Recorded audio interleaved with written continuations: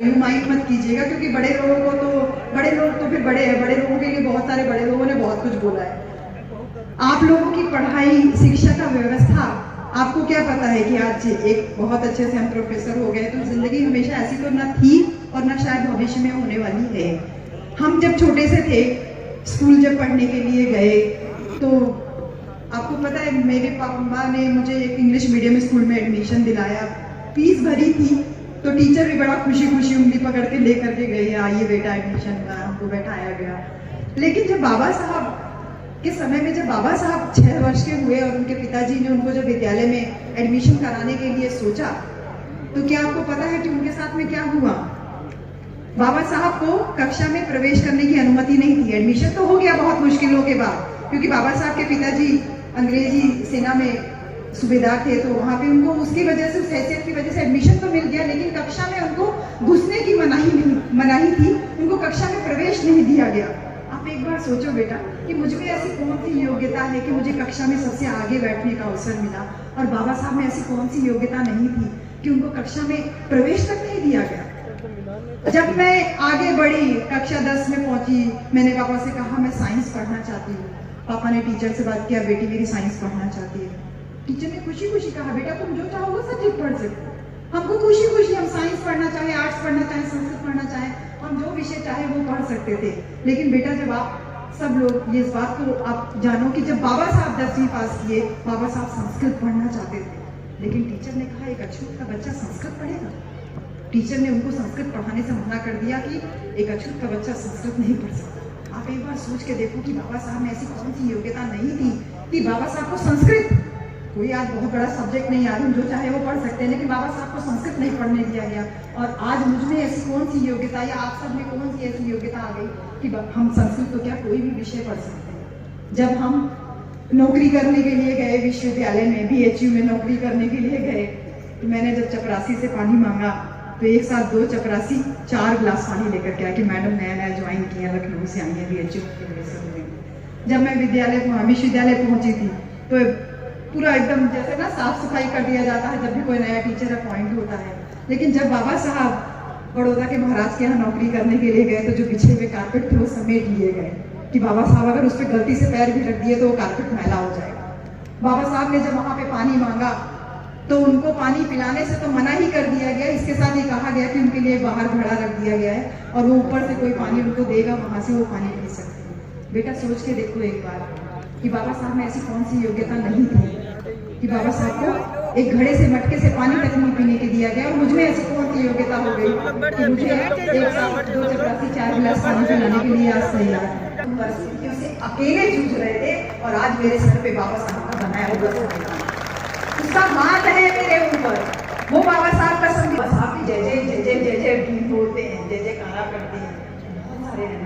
और आज का दिन जो, आज 6 दिसंबर है, आज के दिन जब रात के 2 बजे अचानक से 2 बजे रात का एकदम सन्नाटा पसरा रहता है, ही रह गया। कोई सो रहा था, उसको उसकी नींद टूट गई, कोई जगह तो उसको एहसास नहीं हुआ कि अरे बाबा साहब नहीं रहे, बाबा साहब नहीं रहे। किसी को हृदयघात हो गया, किसी को हार्ट अटैक पड़ गया, वो वहीं खत्म हो गया।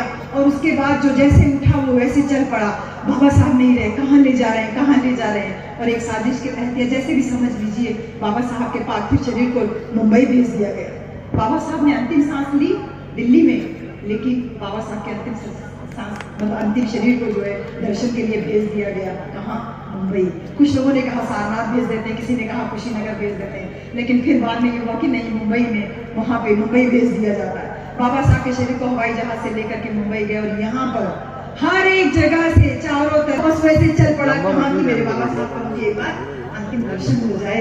मेरे बाबा साहब नहीं रहे, हर किसी के मुंह से ही ना कि मेरे बाबा साहब नहीं रहे, मेरे बाबा साहब मुझे छोड़ के चले गए, ऐसा कैसे हो गया। सब के सब चल पड़े, और जब तक बाबा साहब का शरीर पहुंचता मुंबई की सड़क पे, पूरी मुंबई का चक्का जाम हो चुका था। 5 लाख से ज्यादा लोग मुंबई की सड़कों पे बाबा साहब के अंतिम दर्शन के लिए, उनके दर्शन के लिए खड़े हुए थे।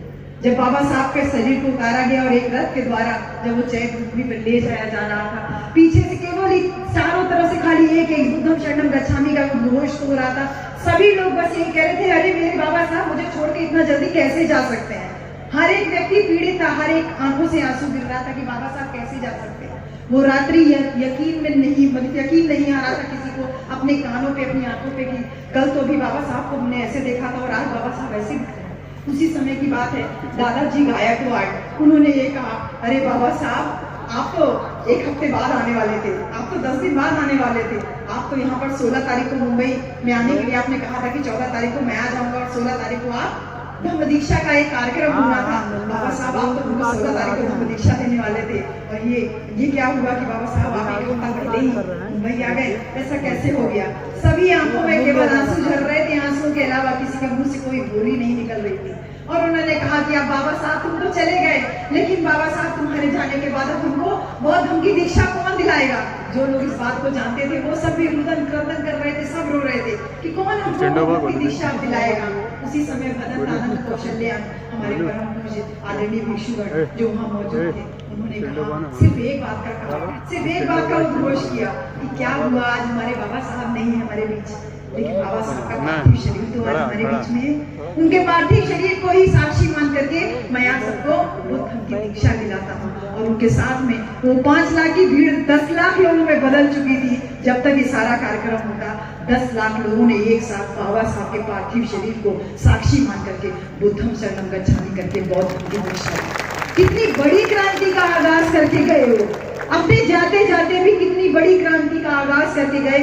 आपको और हमको धम्म दीक्षा जीते जी भी दे करके गए और जाने के बाद में भी दे करके गए। कहा कि तुम बुद्ध के मार्ग पे चलो, अपनी बुद्धि के मार्ग पे चलो। उसी बुद्धि मार्ग पे चल करके हम BHU में प्रोफेसर हो पाए। नहीं तो मेरी अपनी कौन सी योग्यता है बेटा, कौन सी योग्यता? किसी भी प्रकार की कोई योग्यता नहीं लेकर के हम पैदा हुए हैं।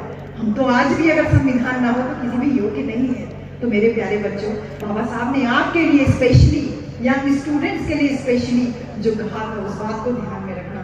कहा था कि अपनी पढ़ाई लिखाई में कभी भी पीछे मत रहना। तुम्हें अवसर मिला है, ये इलाहाबाद इस बात का गवाह है, इस बात का साक्षी है कि यहाँ से कितने लोग के कैरियर बनते हैं और बिगड़ भी जाते हैं।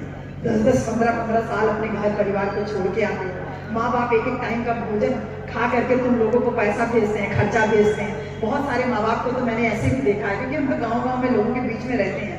बताते हैं मेरा बच्चा इलाहाबाद तैयारी कर रहा है, हमारे घर के भी बच्चे आए हुए हैं, वो भी तैयारी कर रहे हैं। कोई अच्छी फैमिली से नहीं है, सब राशन पानी 10 किलो 20 किलो अनाज बांध करके देते हैं माँ बाप कि मेरा बच्चा वहाँ कम से कम उसको अनाज खरीदना ना पड़े। वो अनाज दे देते हैं, पैसा रुपया नहीं है कोई बात नहीं है, लेकिन कम से कम मेरा बच्चा भूखे रह के तो पढ़ती है।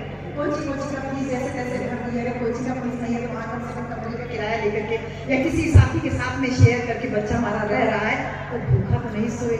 इस उम्मीद से वहाँ से माँ बाप जगते रहते हैं। कभी अब तो फोन का जमाना हो गया है, नहीं तो चिट्ठी का समय चलता था, चिट्ठी में लिखते थे यहाँ से, हाँ माँ मैं सब सही है, यहाँ पिताजी सब सही है, और वहाँ पे माँ बाप पढ़ करके किसी से पढ़वा करके खुश होते थे। तो बच्चों बहुत स्ट्रगल करते हैं, केवल आप नहीं, यहाँ पर आपके पीछे आपके माँ बाप। और इन तुम बच्चों को भी मैंने देखा स्ट्रगल करते हुए कि जब भी धान काटने का या धान बुआई का समय होता है तो हम सारा काम छोड़ करके घर वाला समय कि धान बुआई का समय है, इस समय माँ बाप को हमारी जरूरत होगी और हम ज़्यादा नहीं।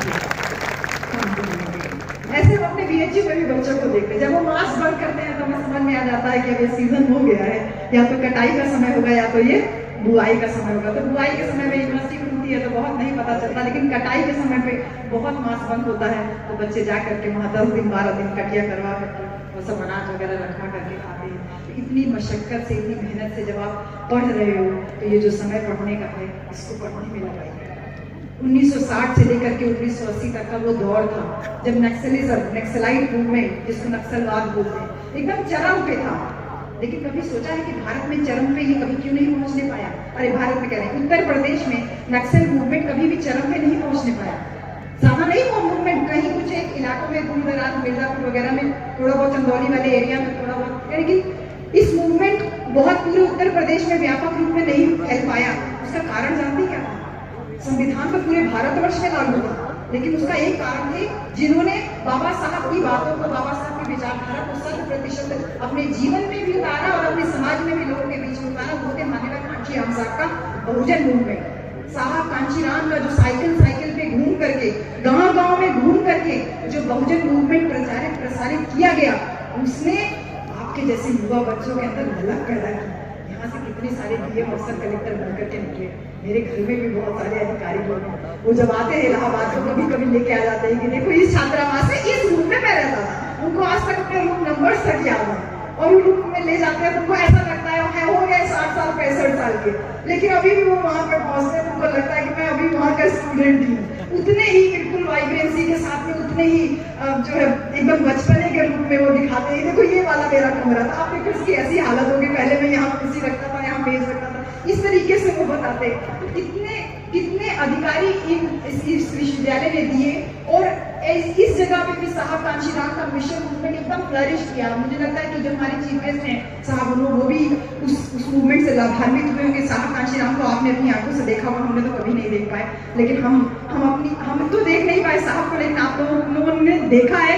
तो मैं यही मानती हूँ कि साहब का रूप आप लोग हैं, आप लोगों की आंखों से हम साहब कांशीराम को देख पाते हैं। जो लोग साहब कांशीराम को साक्षात रूप में देखे हैं, मिशन मूवमेंट उनसे सीखे हैं, उनका कैडर पढ़े हैं, वो लोग जानते हैं कि इस बात को कि बहुजन मूवमेंट जो साहब कांशीराम ने चलाया, मेरे प्यारे बच्चों, उसका सबसे बड़ा लाभ अगर किसी को हुआ तो युवा बच्चों में हुआ। जो बच्चे यहाँ खड़े होकर मेरे पास आ रहे थे ना, फोटो खिंचा रहे थे, माला दे रहे थे कि मैं छात्र नेता इलाहाबाद विश्वविद्यालय, मैडम जी मैं छात्र नेता इलाहाबाद विश्वविद्यालय। जब आप ये बोलते हो ना छात्र नेता इलाहाबाद विश्वविद्यालय, तो मेरा भी गर्व से जो है सीना चौड़ा होता है कि छात्र नेता। हाँ, तो पहले शर्म आती थी हमको, नेता शर्म क्या, हमें कभी अवसर ही नहीं मिला।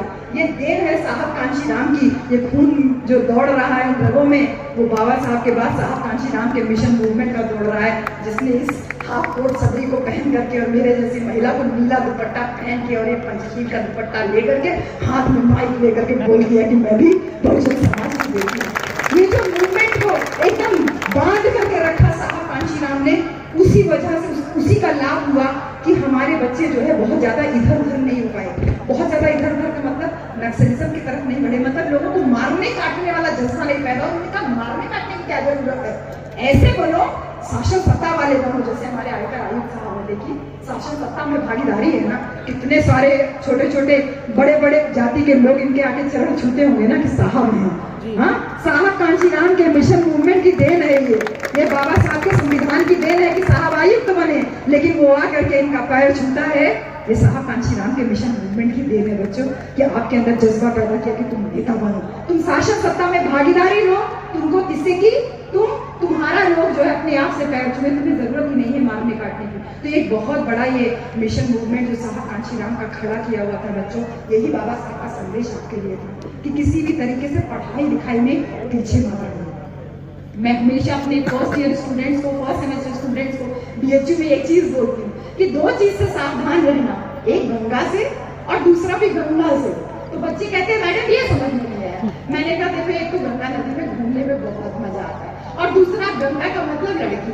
तो दो चीजों से बहुत ज्यादा सावधान होना चाहिए। यहाँ जब आते हैं तो लड़कियां पहले तो एकदम बढ़िया से देख लेती है कौन किस परिवार का कैसा है, तो अपनी सेटिंग वेटिंग हो जाती है। 3-4 साल तक अपनी सेटिंग चलती रहती है, और जैसे कोर्स खत्म होता है, बीए खत्म हुआ, एमए खत्म हुआ, तो बेरोजगार हो गए ना, तो लड़की किसी रोजगार वाले को ढूंढेगी ना, तुमको खाए पाएगी, वो अपना घर बसाएगी ना, तुम्हारे जैसे बेरोजगार टुच्चे लफंगे चक्कर में थोड़ी पड़े रहेगी। तो ये ध्यान रखना हमेशा, दो चीज से सावधान रहना, तुम एक को संभ्रम से और दूसरे से। तो ये हमेशा ध्यान में रखिए बच्चों। बाबा साहब ने इसी चीज को कहा कि वो मुझसे डरते हैं इसलिए नहीं कि मैं बहुत विद्वान हूँ, वो लोग यानी ऊंची जाति के लोग मुझसे डरते इसलिए नहीं कि मैं विद्वान हूँ, मैं बहुत पढ़ा लिखा हूँ, वो मुझसे इसलिए भी नहीं डरते कि मेरे पास थोड़ा बहुत पैसा रुपया आ गया है, हाँ इसलिए भी नहीं डरते, बल्कि वो मुझसे डरते इसलिए है क्योंकि मैं चरित्रवान हूँ।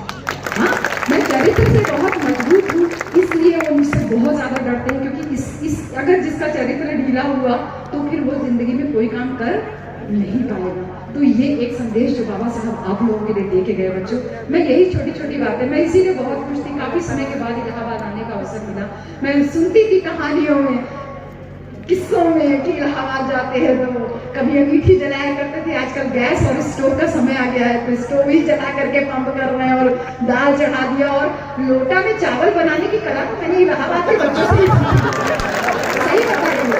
मेरी तो जब शादी हुई मेरे ससुर की मेरा वीडियो बना रहे आए हैं साथ में, ये कहते बेटा तुम लोटा में चावल कैसे बना लेती हो, हम माँ को बना के खिला के दिखाते, दाल बनाते तो दाल के अंदर लोटा भर देते थे, उसमें एकदम चावल डाल के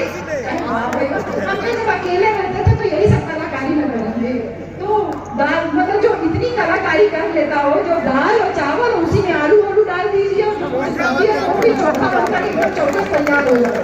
तो जो इतनी कलाकारियाँ हम खाने के प्रयोग, मतलब इतने सारे प्रयोग हम खाने के साथ कर सकते हैं, व्यवहारिक जीवन में कर सकते हैं बेटा, तो अपनी पढ़ाई के साथ ये ध्यान रखिएगा कि केवल खाने और ये प्रयोग करने के लिए तुम यहाँ नहीं आए, तुम यहाँ पढ़ने चले। तो मैं छोटी छोटी बातें जो आप लोगों के लिए करने के लिए आई थी, मैं लेंदी नहीं करूँगी क्योंकि समय आपका 6 बजे तक का ही, शायद आपको 6 बजे तक का, हाँ ठीक है, 6 बजे तक आपका ये आपका परमिशन वाला जो है, अनुमति वाला। हाँ, और एक चीज और भी है कि मुझे तो तुम लोग सुनने के लिए रुके हुए हो, लेकिन मुझे सुनने के बाद अगर भागे तो मैं दोबारा इलाहाबाद नहीं आऊँगी। हाँ, क्योंकि मैं बहुत सम्मान करती हूँ सर का, और सबसे पहले बोलने का मैंने एक दुस्साहस किया है एक तरीके से। वैसे तो चीफ गेस्ट आखिरी में बोलते हैं, लेकिन फिर भी दुस्साहस ही कह लीजिए,